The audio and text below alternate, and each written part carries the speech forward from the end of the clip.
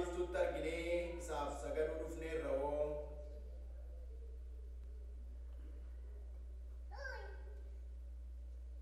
galanni maqaa keetiif haa ta'u.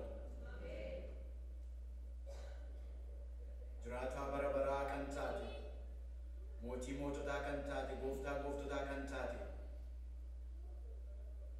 sagalee keetiin waan hundumaa kan hojjettu, sagalee keetiin du'aa kan kaaftu, sagalee keetiin bishaan kan gargaartu, sagalee keetiin waan hin jirre kan jiraachiftu, Waaqayyo keenya galanni maqaa keetiif haa ta'u.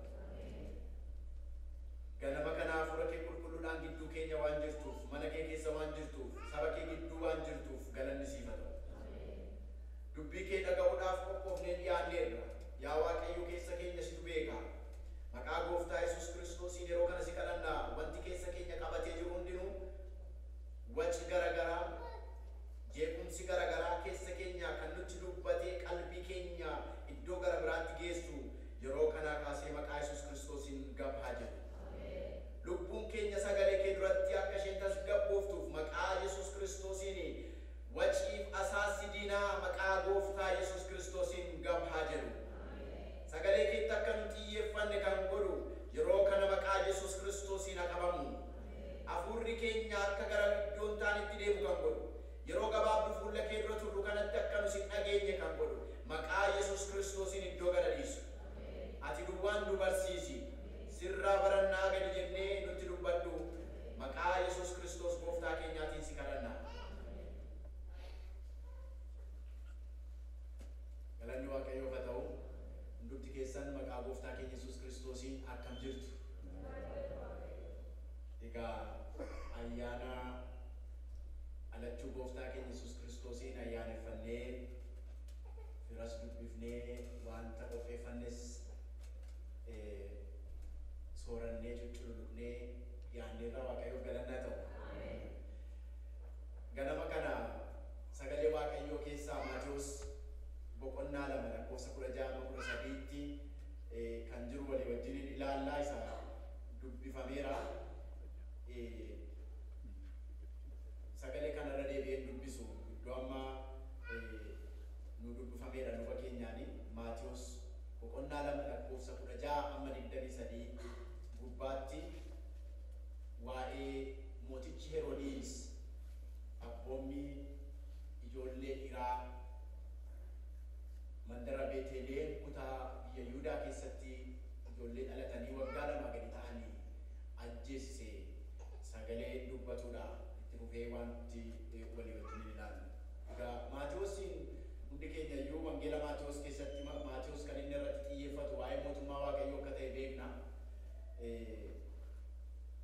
Mootummaa Waaqayyoo gara biyya lafaa Yesuus Kiristoos keessatti ta'ee akka inni dhufee dubbata. Maatewos wangeela isaa keessatti dubbiin ijoo waa'ee mootummaa Waaqayyooti.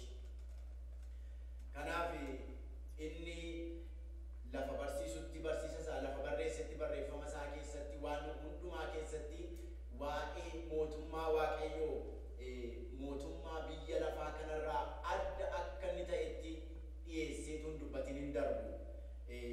Lafa barsiisa Yesuus Kiristoos lallaba gaararraa keessatti isaan Maatewos boqonnaa 5-7 kan jiru keessatti illee itti fufees immoo hamma dabarfamee kennamuu du'ee du'a mo'ee ka'uu Yesuus Kiristoositti waan dubbatu Maatewos mootummaa Waaqayyoo isa guddaatti xiyyeeffatee dubbata. Kana keessa hin oolu kana yeroo baay'ee dhageessaniitu gati ta'eef gara kutaa har'aatti deebi'a. Maatewos boqonnaa 2:16 gubbaatti warri ogeessonni sun jecha jedhuun jalqaba kutaan kun. Warri ogeessonni sun kan jedhu yeroo laallu lakkoofsa kana dura Maatewos boqonnaa 2 keessatti waa'een warra ogeessota tokko akka barreeffamee jiru dugda duuba deebinee akka ilaallu nu gargaara, nu ajaja. Maaliif sun inni waa'ee isaa dubbataa turre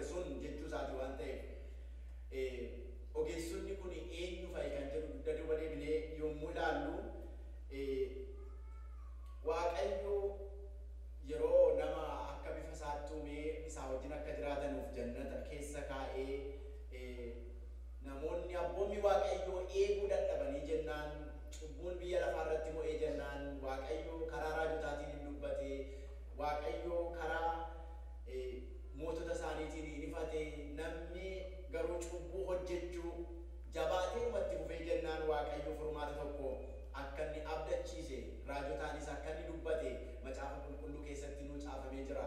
Waaqayyo akka inni ilma isaa gara biyya lafaatti erguuf jiru, durbi akka ulfooftee ilma da'uuf jirtu, innis immoo namoota biyya lafaarra jiran hundumaa cubbuu isaaniitti akka furuuf jedhu abdiin raajotaanii abdachiifame. Isaayaasiin, Ermiyaasiin, Zakaariyaasiin raajoti garagaraa Yesuus Kiristoos waggoota dheeraa booda Maariyaam durbarraa dhalatee gara biyya lafaa dhufee rakkoo namaaf Waaqayyoon gidduu taa'ee gargar baase kana rakkoo cubbuu kanaaf furmaata in kenna kan jedhu raajonni raajii dubbatanii. Waaqayyo tokkicha ilma isaa biyya lafaatti furee cubbuu ilmaan namootaa godhee akka inni erguuf jiru dubbatanii. Isa kanatiyyuu raawwachuusaa jala ga'ee jennaan warri ogeessonni Yesuus Kiristoos akka dhalate urjiidhaan taa'anii eegaa waan turanii fi urjiin Yesuus Kiristoos dhalachuusaa mul'isu mul'ate. Warri ogeessonni suni urjii sana lakkaa'anii, urjii sana hordofanii mucicha isa waa'een isaa raajii dubbatame Yesuus Kiristoos isa Beeteleem Yihuudaa keessatti dhalata jedhamee himame sana dhalateera kan jedhu mirkaneeffatanii urjii sana faana bu'anii gara ba'a biiftuutii ka'anii gara Yerusaalem dhufanii. Magaalaa Yerusaalem yommuu ga'anii egaa lafti Yesuus mootiin Yihuudootaatti dhalatu, teessoon mootii Yihuudootaa Yerusaalem akka ta'e beekamaadha. Mandara Yerusaalem yommuu ga'anu Yesuus mootiin Yihuudootaa asitti dhalate. Kanaaf inni mootii Yihuudootaa ta'ee dhalate eessa jira jedhanii iyyafatanii Yerusaalemiin ga'anii.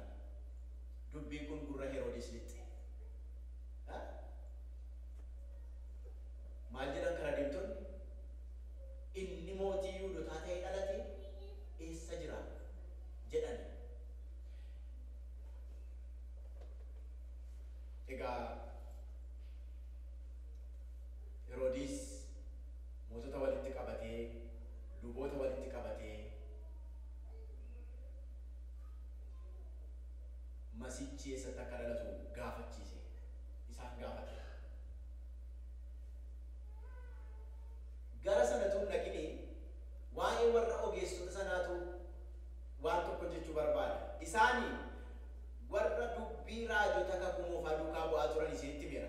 Itti dhimmanii dubbii kakuu moofaa keessatti waa'ee Yesuus Kiristoos dubbatame duukaa bu'aa turani.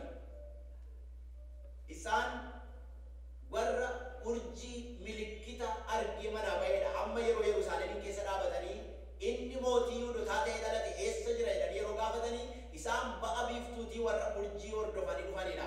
Waaqayyo milikkita hin kenna. Milikkita Waaqayyo kenne sana durbin ulfooftiin ilma deessi maqaa isaas Yesuus jettee moggaaftiin jedhu sun raawwatamuusaa urjiin milikkita isaaniif kennu suni isaan dura ba'e jennaan ba'a biiftuutii ka'aniitu deemanuu Yerusaalemiin ga'anii. Isaan warra urjii arganii deemanidha. Warra geggeessuu Waaqayyo arganii manaa ba'anidha. Warra akka Yesuus dhalate dhibbaa dhibbatti mirkaneeffatanii manaa ba'anidha. Isaan warra mucichi akka mootii Yihuudootaa ta'e dhalate amananii. Mucichi inni dhalate kuni mucaadhuma ta'e tokko miti. Inni mootii Yihuudootaa ta'e mootummaa baadhatee dhalate, mootummaa ofirratti baatee dhalate jedhanii amanu. Isaan kara deemtota sagaduudhaaf adeemanidha. Mucichi inni mootii Yihuudootaa ta'e dhalate sagadatu ta'aa fi kabajatu ta'aa fi kennaatu ta'aa fi harka fuchaatu ta'a. Isaan warra kennaa sagada kabajatu ta'a jedhanii kana amananii manaa ba'anidha. Waaqayyo galanna ta'u. Jara kanadha warri Yerusaalem keessaa lixanii gaaffii tokko gaafatanii gaaffiin isaanii mootii sirraase magaalaa Yerusaalem sirraase.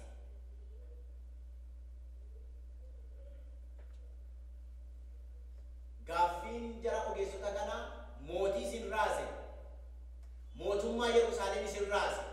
Maaliif yoo dhaqanii ilaaltanii sagalee kana gurra Heroodis lixnaani Heroodis mootichi kana dhaga'ee irraafamee Yerusaalem guutummaanis isaa wajjin irraafame kan jedhutu barreeffamee jira. Wangeela Maatiyos boqonnaa 2:3 yoo ilaaltan. Mootiinis irraafame. Wanti mootii naasisu, wanti mootii sodaachisu, sagaleen mootii naasisu, sagaleen mootii sodaachisu.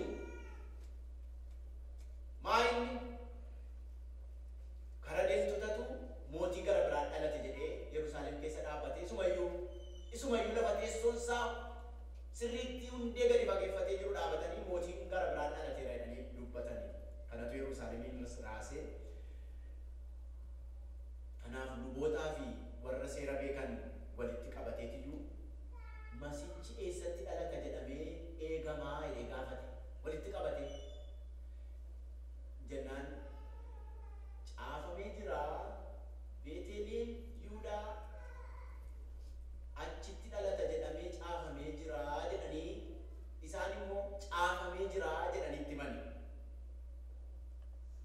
Kun akka mooticha hubannaa mootichaatti akka naasuu mootichaa waan tasgabbeessu hin taane kun akka hubannaa mootichaatti mootummaa Heroodisii fi baay'ee sodaachisaadha.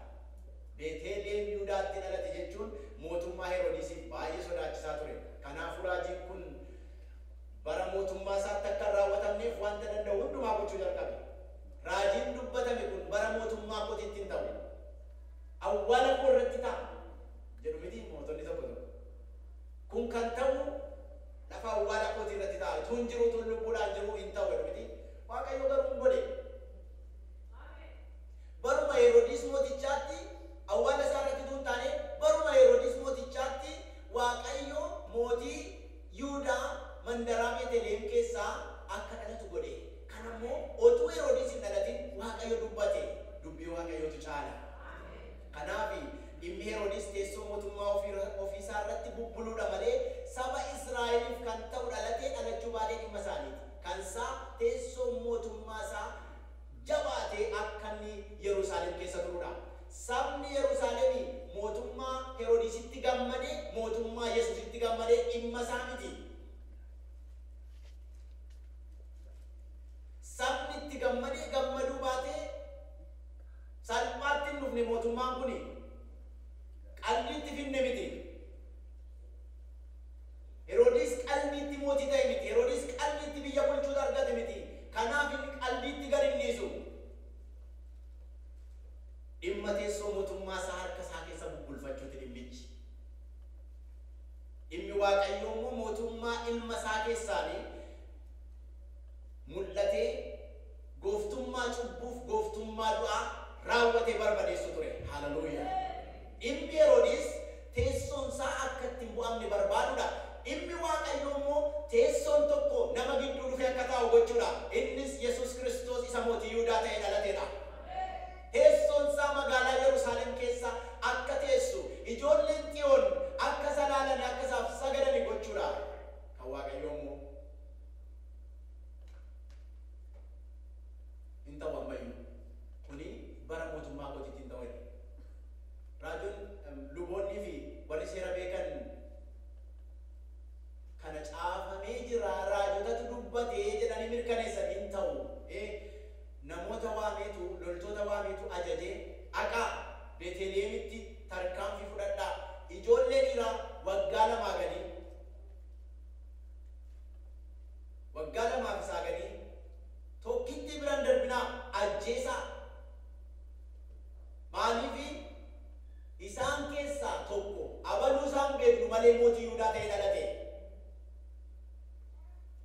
Isaan keessaa tokko masii ta'ee dhalateera. Masicha adda baasanii qabachuun gatii nama rakkisuu fi wanti gochuu dandeenyu yoo jiraate hunduma isaanii yoo balleessine kana keessa masichi sin gaaga'ama. Isas kana keessa balleessuu dandeenya. Kanaaf Beeteliheem dhaqaatii ijoollee dhalatan hundumaa balleessaa ajjeesaa jedhee tarkaanfii abboommii dabarse. Abboommoti isaa sadarkaa 2 qabu yoo gadi fageessinee ilaalle. Isa dursee Heroodis akkuma na'een akkuma raafameen warra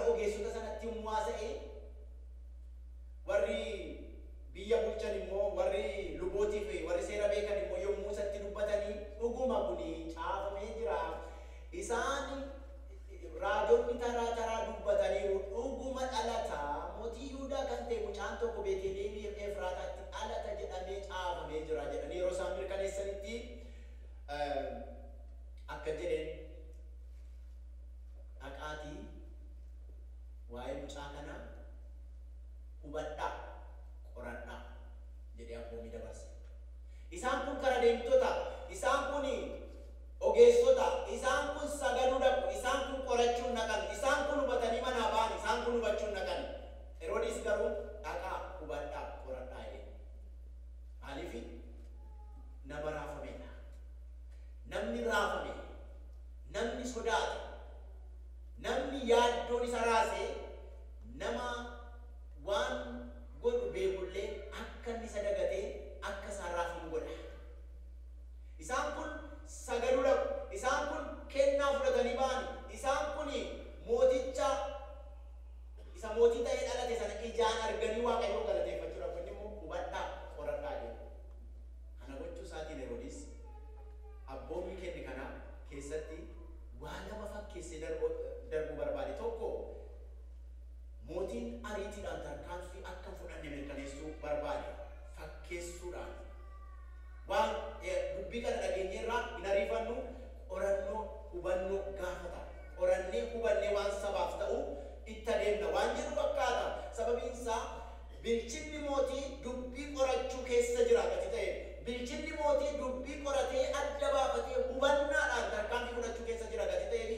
Waan amma adda baafannutti amma qorannee nu galutti tarkaanfii tokko fudhannu dhaqaa deebi'aa kottaa waan argitanii immoo nutti maa jedhu fakkaata. Heroodis garuu kana miti.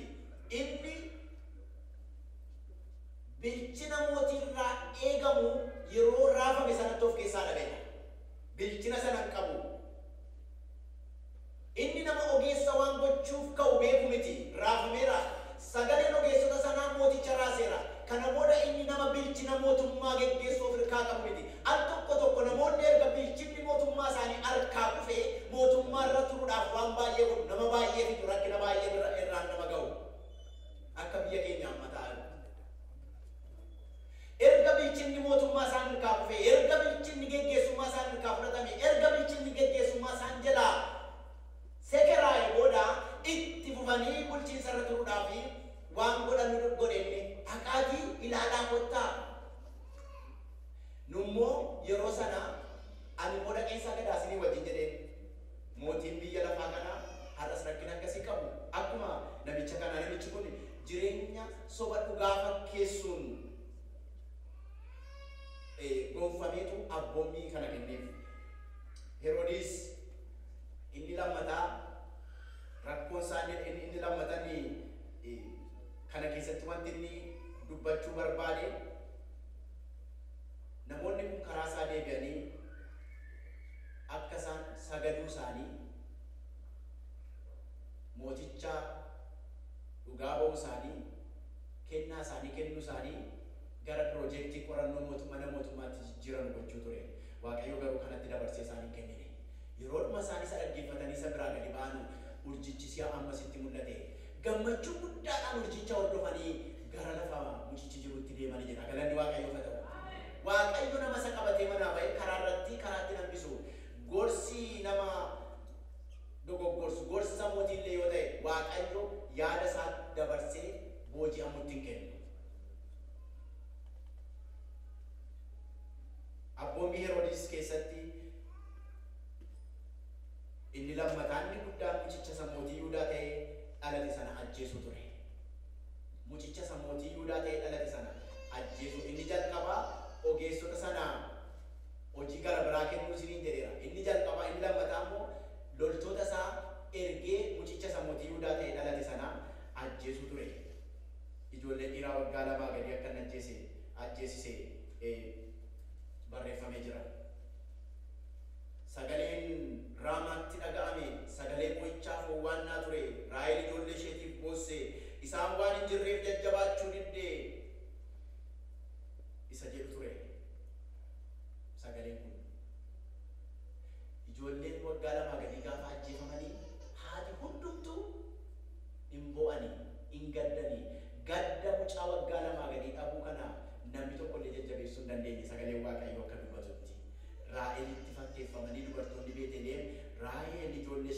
boosse. Ijoolleen ishee waan hin jirreef jajjabaachuu diddee jedhamee caafamee jira. Ermiyaas boqonnaa 31:15 gubbaatti kun raajiidhaan dubbatamee jira. Haa ta'u malee kana hundumaatiin Heroodis hin milkoofne. Kana hundumaatiin yaadni Heroodis galma hin geenye. Namoonni inni erge Yesuus isa mootii Yihuudaa ta'ee dhalate sana ajjeesuu hin dandeenye. Ijoollee waggaa 2 gadi ajjeesaniiru eeyyee. Beetelehemitti haadha hundumaa ijoollee dhabsiisaniiru eeyyee. Garuu yaadni Heroodis mootichaa, kaayyoon Heroodis mootichaa galma hin geenye. Utuu Heroodis milkaa'eera ta'ee yaadni Waaqayyoon bara baraa karaa tafa ture. Heroodis hin milkoofne. Maaliif Waaqayyotu Heroodisin durse. Galanni Waaqayyoo haa ta'u. Yeroo mootiin hamaan ka'ee aboo mootummaa isaatiin waan barbaade godhu, yeroo inni sabatti garaa jabaatu, yeroo inni dhalattuutti garaa jabaatu, yeroo inni gurguddootatti garaa jabaatu, Waaqayyo ofii isaatii dursee saba isaarra goruu jalqaba. Waaqayyotu Heroodisin durse.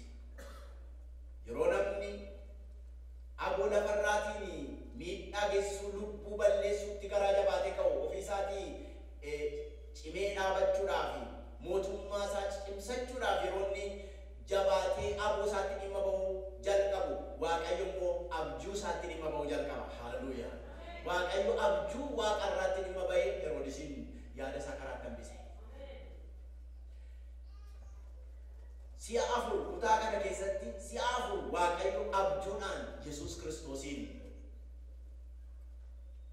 warra barbaadan Yesuus Kiristoosiin akka hin arganne si'a 4 abjuudhaan mul'ataan Waaqayyo geggeessuu isaa argisiiseera.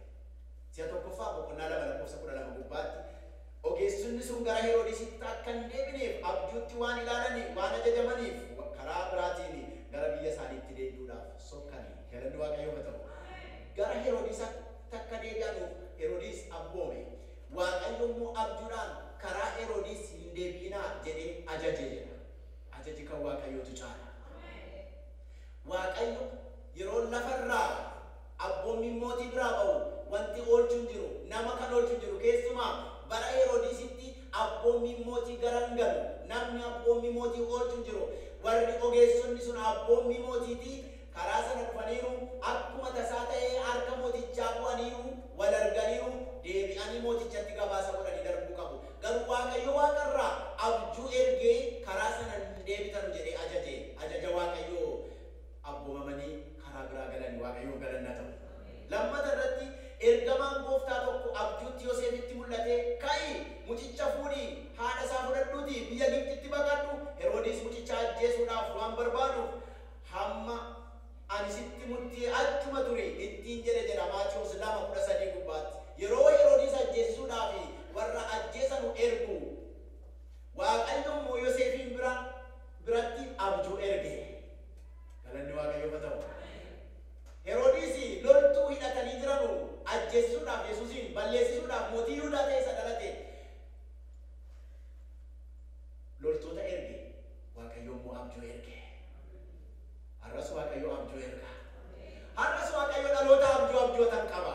Har'as Waaqayyo dubbata. Har'as Waaqayyo ergaa qaba. Isa si ajjeesuufi, isa si gaaduufi lubbuu kee gidduu Waaqayyo karaa ba'aa qopheessa. Abjuun wanta yeroo itti darbe miti. Mul'anni kennaa yeroo itti darbe miti. Har'as Waaqayyo hafuura isaatiin abjuu karaa namatti agarsiisu saba keenyaaf hin erga. Abjuu karaa sitti agarsiisu siif hin erga Waaqayyo. Abjuu karaa agarsiisu warra garatti goran dhabaniif Waaqayyo hin erga. Kuni wal jajjabeessuudhaaf miti. Waaqayyo mul'ata karaa namatti agarsiisu saba keenyaaf hin erga.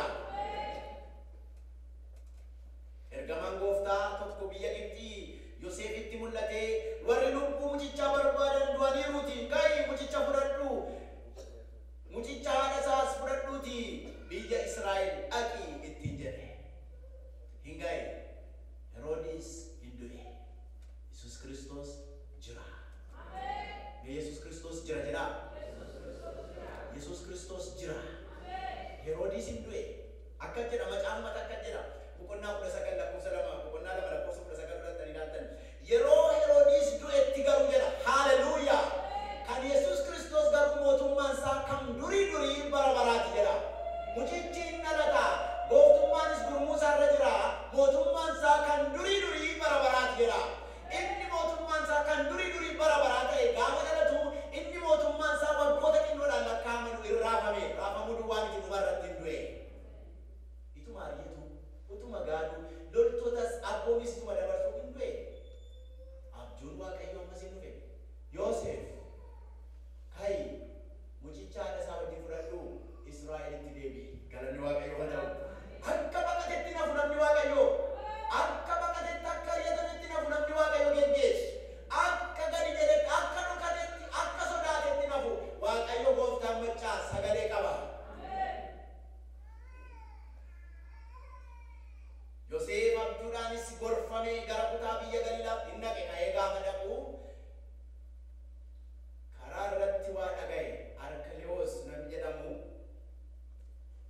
Arkelaawos namni jedhamu mucaan Heroodis iddoo Heroodis bu'ee mootii ta'ee akka jiru arge. Diinni keenya badduun baane. Kanaaf moo'ee kallattiidhaan itti nannee gara Galiilaatti gorree mandara Naazreet keessa jiraanna akka jedhe. Isatu jedha miti. Abjuudhaanis gorfamee gara kutaa biyya Galiilaatti sokke. Waaqayyo karaa bahaa abjuudhaan Yosefitti mul'ise. Gaafa bitaas itti galu, gaafa humtuu sirkaa badu, gaafa namni aame nam marfame jettee yaaddu Waaqayyo abjuudhaan karaa bahaa siif qopheessa. Kun dhugaadha. Gaafa narkaa dhume falli hin jiru, amma falli hin jiru jedhanii gaafa yaadan Waaqayyo mul'ataan karaa bahaa namaaf qopheessa. Waaqayyo abjuu qaba. Waaqayyo mul'ata qaba. Waaqayyo nama ergu qaba. Waaqayyo namatti dubbatee ittiin karaa namatti agarsiisu qaba. Yesuus Kiristoos yommuu yeroon isaa ga'etti ka'ee ilmoo harree tokko yaabbatee guyyaa Waaqayyo biraa murtaa'etti kabaja guddaadhaan haleluuyaa magaalaa Yerusaalem seene. Amma karaa isaati. Simannaa mootiidhaaf godhameefi erga Heroodis du'e simannaa mootiidhaaf godhamuun Yesuus Kiristoos magaalaa Yerusaalem seene.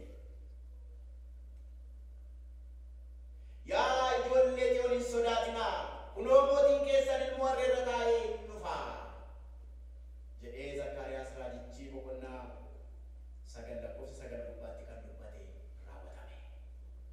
Inni ari'atamu kabaja guddaadhaan mukni meexxii karaarra afame, uffanni isaanii karaarra afamee fi magaalaa Yerusaalem seene. Gaaf tokko abjuun Waaqayyo har'atti nu agarsiisu yeroodhaaf Waaqayyo hamaarraa nu butuudhaaf abjuu ni nutti agarsiisu utuu tuffatiin mataa miliqfannee jiraachuu ni numa jiraata akka namaatti. Gaaf tokko garuu kabaja mootiidhaaf ta'uun iddoo Waaqayyo si abdachiiseen geessa. Akkas godhe Waaqayyo Yesuusiif. Kabaja mootiidhaaf inni kan isaa mootummaa Waaqayyootiif abdachiifame. Wanti Waaqayyo sitti mee yoo jiraate kan kennu gaaf tokko Waaqayyo wanta sitti dubbate sana jalaa utuma si miliqsu yeroon sodaachuu yeroon gadi jedhu gaafa darbu Waaqayyo iddoo si abdachiise sanatti kabajaan ililleedhaan si galcha. Akkas ta'e ililleedhaan ijoolleen warra ajjeefaman amma karaa bukkee buutanii Hoosaa'inaa ilma Daawiti maqaa Waaqayyo gooftaa macaatiin kan dhufu eebbifamaadha mootiin Israa'el jedhanii ijoolleen faarfachuu jalqabani. Galanni Waaqayyo haa ta'u. Raaheel gadda isheetti hin jajjabaatte. Gaaf tokko Raaheel immoo namni jajjabeessu hin dhabame. Har'a garuu gaafa Yerusaalem Yesuus Kiristoosiin irra jedhamtu gaafa Yerusaalem